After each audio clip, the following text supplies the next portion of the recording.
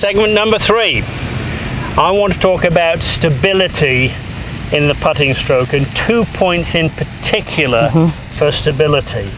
Having taught this game for a very long time, I have seen way too many people who, when they putt, they're not very stable. Let me define unstable for you. The legs will be moving some. Yeah. And people say, oh, you're exaggerating there, Martin. Nobody does that. Yes, some of you do. That's true. Some of you are lesser versions of it, but most people, unless they're aware of it, move the legs too much, the hips too much. And most people wiggle or change the angles of the wrists and the hands during the stroke. Now that is a horrible combination when joined together. Absolutely. Lethal weapon, you might say. If you want to hold putts, the worst possible way you could try and do that would be to be a bad green reader, have a bad aim, and then just to make sure you didn't hold any, move your lower body too much and move the rest. Well, we're not going to let you do that because you belong to the club at Ibis, and therefore you belong to us. And you're going to get stability. All right, so let's talk about stability. Rob, you set up there. Talk about stability with the lower body first. What would you do to really let's have a practice stroke. What would you do? What would you think of to really stabilize the lower body? Well, a couple things, okay. I would actually probably bow my legs out just a little bit here, and then a little pressure here on my glutes there, just to get that stable. So I'm going to be able to swing that, you know, without movement. Yeah, and that's as stable as you could be there. So that's very good. I like that. I mean, just to recap there. Imagine you had a couple of sort of lights coming out of your, maybe flashlights coming out of your kneecap. Just turn the knees out a little bit so the flashlights would be there. You might feel the weight go to the outsides of the feet when you do that, but that twist puts some tension in the lower body, and at the same time just sort of tighten up the glutes a bit. And when people say, oh no, you don't want tension in putting, you want some. You need enough tension across the joints that things don't wobble around. Yeah, the tension is not going to be so I'm tight like this, but it's going to be so I have a foundation, a stable foundation. Exactly. Well, you're there. Stabilize, girl. Stabilize. And aim, and let's see if you can go 2-0. All right. Maybe I won't hit anything. Stabilizing my foundation. So I'm only stabilizing my lower foundation right now, here, and I'm going to go ahead and. Very good. Maybe it wasn't the most solid stroke, but it's in the hole. No, it disappeared. It's down. It's at the bottom. Happy golf ball. It went home. Now the second stability that is a learned skill is wrists, and you know, those of you that have spent time with me know that I think feedback is important. And from time to time, people will say to me, oh, I don't need those little gadgets you use, Martin. Just tell me what to do. I wish it was that easy. We all need feedback. So I'm going to give 2 forms of feedback here. One a little more detailed than the other. And I'm going to just move into our intrepid camera lady to show her this. This is, and I've taken some mounting putty, the putty you would put behind a picture to put on the wall. And I've made an L with that. I think you can see that. I've made an L with that. And what am I going to do with that? I'm going to stick that. I do not have a counterweighted putter, so I can stick that in the end of my putter. You can see it stays there. And it gives me a constant distance from the sort of the center of the shaft to the edge of that tee. Where is that constant distance? Well, it's going to be exactly to my lead arm.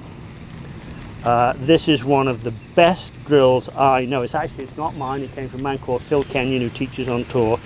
If you keep that tee touching your lead arm with the same amount of pressure back and through, it's as simple as that.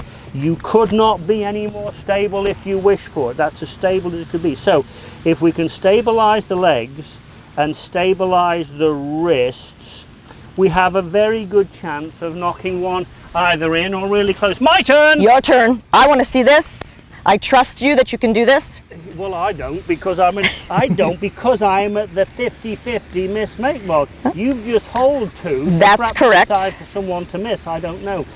But all you can do with putting is know that you've read the green reasonably well, have a procedure for aiming, and then have a procedure for stability. Now, the locking the lower body is easy. That's done before you swing. Knees out, tighten the glutes. Right. This requires attention, and you won't know how powerful this is unless you try it. So I've got this aimed properly. I'm going to try and keep that tee touching my arm so there's no change in my wrist action as I go back and I go through. Yeah! 2-1. Awesome. Actually, that was a really good stroke. That was a very good stroke, and that was dead center of that cup. You could see that because of the way it rolled over. But look, one of these things, really easy to do.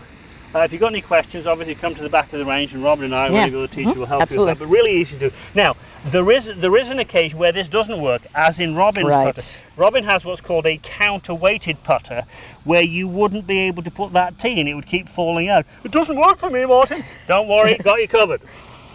You can use another version. I'll just aim this ball for you.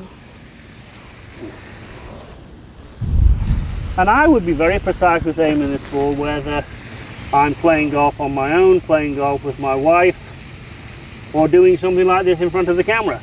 It's just so important to aim it. But what you can do to check the stability is go down the grip a little bit.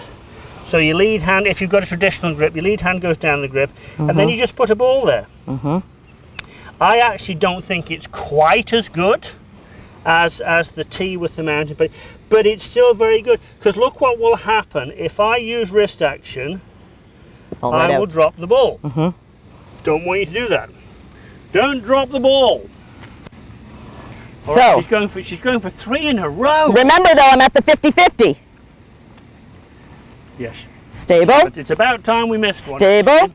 Rule of averages, it's about time we missed one. Yeah. So it was about time to miss one. Now you could delve into that. Oh, there must have been something wrong with that stroke. Yeah, probably. But we're human, and you must not expect that you will hold every one of these. Right. Your 50-50 miss make would probably be about here. If your 50-50 miss make is 2 paces, you're doing really well. So look, we've covered green reading. We've talked about how you aim the face first. We've talked about stability.